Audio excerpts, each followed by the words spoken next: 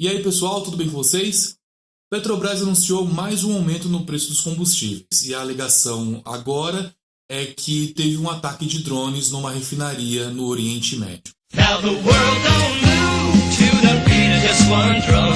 What might be right for you may not. Na verdade, a história é um pouquinho mais longa e mais confusa que isso. Uma refinaria de petróleo na Arábia Saudita foi atacada. Um grupo rebelde no Iêmen assumiu a autoria do atentado. Os Estados Unidos falaram que não existe esse negócio de Iêmen, que na verdade quem fez o ataque foi o Irã e que eles estão preparados para defender não só o próprio país, mas também os países aliados.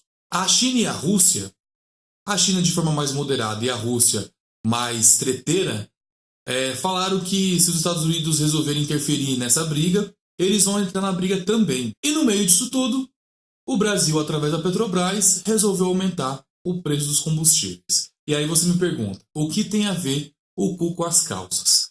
E é isso que a gente vai descobrir agora. Bora lá? A cunha!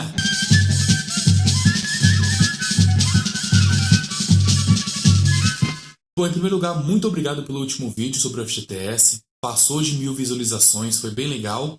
E agora vamos fazer esse vídeo bombar também, tá bom? Então já curte aqui, comenta o que você achou, comenta quanto é que tá o preço da gasolina na sua cidade e compartilha com seus amigos também, para eles saberem o que está acontecendo com a Petrobras, tá bom? Primeira coisa que a gente precisa saber é como se forma o preço do combustível, como a Petrobras define esse preço e também o porquê teve mudança nos últimos tempos.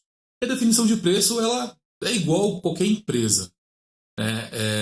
A composição ela é basicamente a seguinte. Eles colocam no cálculo o custo da matéria-prima, o custo dos salários, o custo das despesas em geral, que pode ir de um aluguel de um imóvel, o quanto gasta de combustível, água, luz, telefone, despesas com marketing, o dinheiro que eles gastam na festa da firma de fim de ano e também o quanto eles gastam de impostos. A empresa soma isso tudo, uma margem de lucro, e assim ela define o preço de um produto. Com a Petrobras não é diferente. A única diferença é que você troca o custo da matéria-prima pelo valor que eles gastam para extrair o petróleo. E a Petrobras fazia assim até 2016. Então ela extraiu o petróleo, principalmente do pré-sal hoje em dia, e o custo que ela teve para extrair cada barril de petróleo, ela adicionava na composição do preço.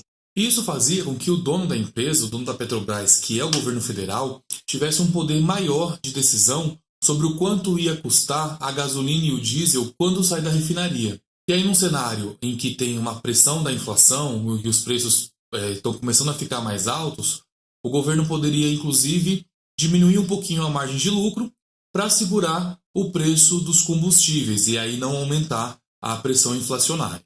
Isso também ajudava com que os valores ficassem mais reais, mais próximos daquilo que é a realidade do custo da extração e que também os aumentos ficassem mais previsíveis. Você sabia, por exemplo, que quando tivesse aumento de salário na Petrobras ou por causa dos investimentos que eles faziam, você esperava já um aumento no final do ano ou no começo do ano seguinte. Mas a gente tinha um problema nisso tudo, que era o mercado. O mercado é um moleque mimado, birrento, que não gostava de como a Petrobras definia o preço dos combustíveis e começou a fazer pirraça.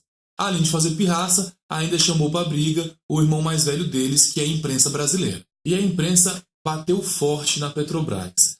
E aí eles começaram a colocar nos jornais análises, chamavam os especialistas que diziam o que eles queriam para falar que a Petrobras estava perdendo dinheiro, que a Petrobras tinha que cobrar o combustível baseado no mercado internacional e que os investidores estavam nervosos com a empresa. E aí você junta um cenário em que a Dilma estava sofrendo um golpe de Estado, a Petrobras em si estava passando por uma série de ataques à empresa, por parte da imprensa, por parte do judiciário, e aí você tem um cenário perfeito, então, para que eles possam fazer as mudanças que eles queriam na empresa. E essa mudança aconteceu em outubro de 2016. Mas o que mudou realmente na prática? O que mudou foi que o preço do barril do petróleo, que antes era definido pelo custo da extração, ele começou a ser definido pela cotação no mercado internacional.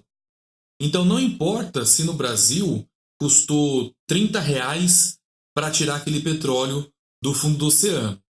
Se no mercado internacional o preço de compra e venda diz que a cotação é R$ 120, a Petrobras coloca R$ 120 para definir o preço. Inclusive, o barril do petróleo tem um preço definido em dólar. Ele já chegou a custar, por exemplo, US$ 120, como também já chegou a custar US$ 30. E quando o barril do petróleo chegou nesse patamar de $30, $35, os maiores produtores de petróleo do mundo se reuniram e combinaram que eles não iam permitir que o valor ficasse tão baixo assim, que eles iam parar de oferecer bastante petróleo e iam manter os estoques com eles para que o aumento da demanda fizesse com que o preço ele crescesse. E aí eles tinham o objetivo de fazer com que o barril do petróleo aumentasse até custar pelo menos US$ 70. Só que não é só isso.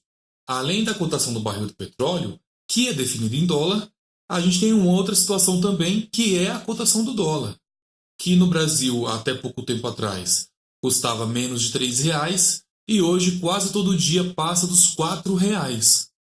E aí você tem, então, a soma de um preço de barril do petróleo cada vez mais alto, uma cotação do dólar cada vez mais alta, e isso resulta em aumentos semanais no preço dos combustíveis. Então você pega a bagunça que é o mercado de petróleo, junta com a bagunça que é o mercado cambial e cria uma situação que só favorece a dois tipos de pessoa, um na teoria e um na prática. Favorece na prática o grande investidor. E pode acreditar em mim, grande investidor não é aquele cara que pegou o FGTS quando se aposentou e colocou no banco para render um jurinho de R$ 1.000, R$ 1.500 por mês. Grande investidor é aquele cara que não precisa fazer nada, que ele vai ter dinheiro para ele, para os filhos e para os netos. É aquela galera que tem 10, 20, 30, 50 milhões parado no banco. E o outro que se beneficia, e só teoricamente também, é o seu amiguinho liberal, que acha que o mercado não tem que ser controlado. Eu estou sentindo uma treta! E aliás, liberal é um povo engraçado, né? Porque eles dizem que não tem que controlar o mercado, porque o mercado se autorregula e com isso aumenta a concorrência e as coisas ficam mais baratas. E aí a gente vê que não funciona assim no mercado bancário, a gente vê que não funciona assim no sistema de telefonia, e inclusive é o setor que mais tem reclamações, e um setor que foi privatizado. E o prejudicado nisso tudo é a gente, né? Que vai abastecer o carro no posto de combustível, que a Petrobras nem anunciou ainda o aumento, e eles já correm lá para reajustar. Cada semana que você vai, o preço do combustível está mais alto. E para piorar, quando aumenta o preço na gasolina e no diesel, aumenta o preço do álcool também. O álcool ele é feito pelas mesmas indústrias, pelas mesmas usinas que fazem o açúcar. Ou seja, não tem nada a ver com a Petrobras. Só que eles malandramente aumentam o preço do combustível, né, do álcool, sempre que a Petrobras aumenta o da gasolina. E só tem uma solução para resolver isso. É a Petrobras alterar a forma com que ela define o preço dos combustíveis. Não dá para a Petrobras definir o quanto vai custar o combustível baseado em dois fatores que mudam todo dia. Cada dia o valor do barril do petróleo está um preço, cada dia o valor do dólar está um preço. Como é que as pessoas vão conseguir se programar, vão conseguir fazer o seu orçamento mensal se elas não sabem nem o quanto elas vão gastar de combustível? E aí aumenta o combustível para as pessoas irem trabalhar, aumenta o diesel para os caminhoneiros transportarem os produtos, e aí os produtos começam a ficar mais caros, aumenta o preço do diesel e as empresas de ônibus começam a aumentar a tarifa também baseado nisso. Ou seja, essa indefinição do preço dos combustíveis não beneficia ninguém, a não ser os grandes investidores, né, e os acionistas da Petrobras, e o teu amiguinho liberal que prefere pagar R$ 100 a mais num tanque de combustível para ver o mercado se autorregular. E é isso aí, pessoal. Muito obrigado por ter assistido esse vídeo até o final. Comenta aqui no vídeo se tem algum tema que você queira que a gente discuta. E até a próxima. Cheiro no zóio.